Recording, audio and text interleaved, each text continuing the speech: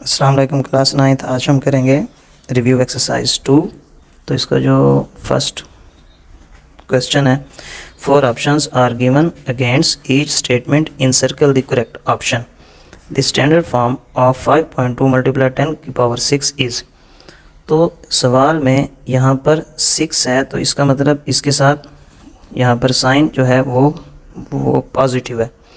तो पॉइंट इस 5 से आगे की तरफ हम लेकर जाएंगे और 6 डिजिट आगे लेकर जाएंगे। एक डिजिट ये 2 खुद हो गया। तो हम देखते हैं पहला ऑप्शन हमारा कि पॉइंट को अगर 5 से आगे लेकर जाएं तो 6 डिजिट इसमें आते हैं या नहीं।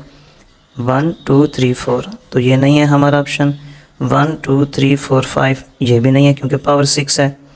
5 से आगे हमने गिनने हैं 1 2 3 4 5 6, तो हमारा ऑप्शन 6 ये इसमें 6 डिजिट चूँकि हैं, तो हमारा ऑप्शन सी है आंसर इसका।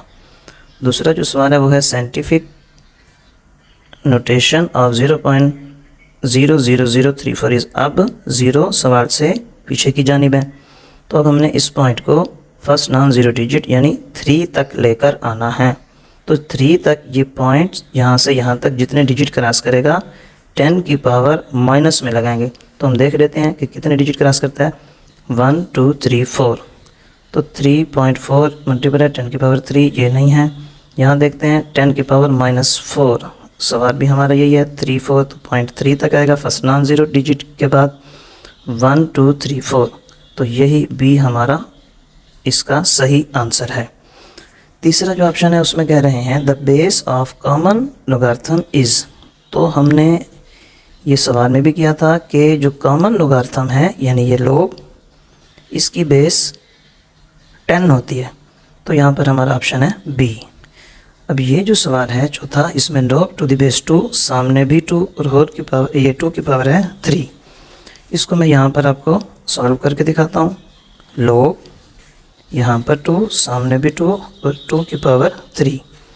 तो अगर हम पावर लॉ का इस्तेमाल करें 3 log से पहले आ जाएगा।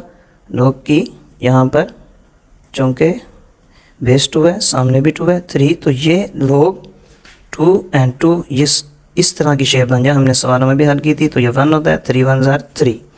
तो हम देखते हैं कि ऑप्शन में कहीं पर 3 है। 1 2 5 and 3 डी ऑप्शन है इसका आंसर।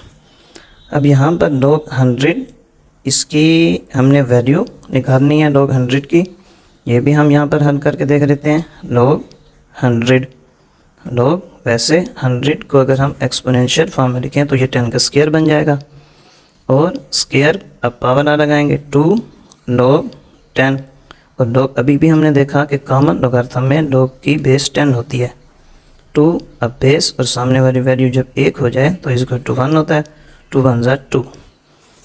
तो यहाँ हम देखते हैं कि हमारा 2 आंसर है फर्स्ट, ये हमारा आंसर है। अब इस सवाल में if log 2 is equal to 0.3010 यानी मेंटिसा दे दिया। हम पहले भी ये बात वाज़ेह कर चुके हैं कि पॉइंट के बाद मेंटिसा होता है, पॉइंट से पहले करेक्टरिस्टिक होता है।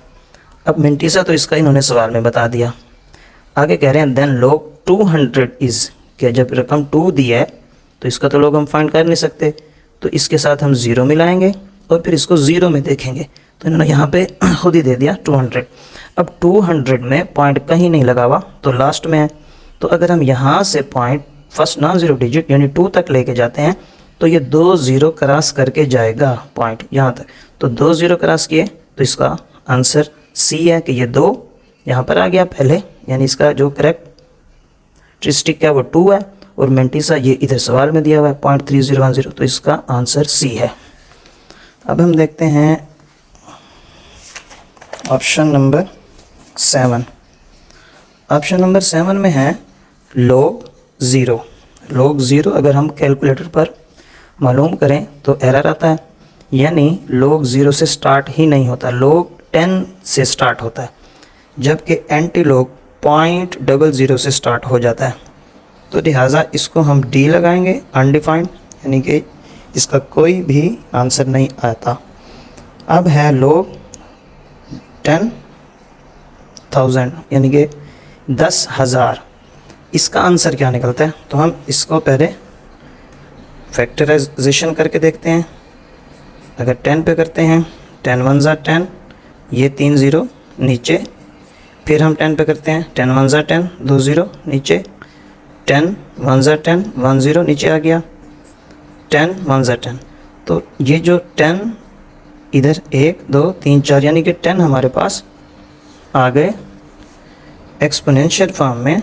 10,000 को लिखें तो 10 की पावर 4 बनता है। अब 4 को अगर हम log से पहले लेके आते हैं तो यहाँ पर बाकी 10 बचता है, और log की बेस होती है 10, तो 4 ये 10 और ये भी सामने भी 10, ये इक्वल टू 1 हो जाएगा, 4 1 ज़ा 4। तो इसका आंसर हमारे पास है ऑप्शन सी, ये 4 आ गया।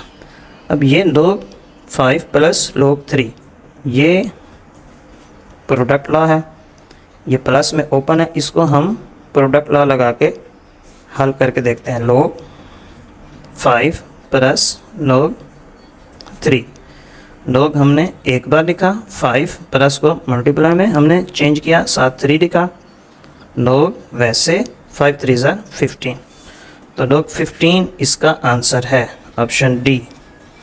इसको हमने log की फॉर्म में लिखना है, ये एक्सपोनेंशियल फॉर्म में है, तो हमने ये पढ़ा है कि जो यहाँ पर 3 होता है बेस, वो log की बेस बन जाती है 3, और जो आंसर होता है जो इज इक्वल टू के दूसरी तरफ होता है वो इस तरफ आ जाता है, और जो इस बेस का एक्सपोनेंट होता है वो आंसर की जगह पे यानी रिज़ल्ट की जगह पे आ जाता है।